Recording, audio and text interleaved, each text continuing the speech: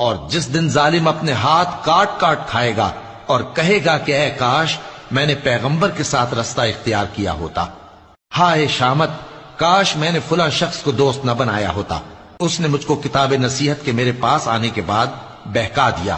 اور شیطان انسان کو وقت پر دغا دینے والا ہے۔ اور ہم ان کو قیامت کے بڑے عذاب سے پہلے دنیا کے عذاب کا بھی مزہ چکھائیں گے، شاید وہ ہماری طرف لوٹ آئیں۔ اور اس شخص سے بڑھ کر ظالم کون جس کو اس کے پروردگار کی آیتوں سے نصیحت کی جائے تو وہ ان سے منہ پھیر لے۔ ہم گناہگاروں سے ضرور بدلہ لینے والے ہیں۔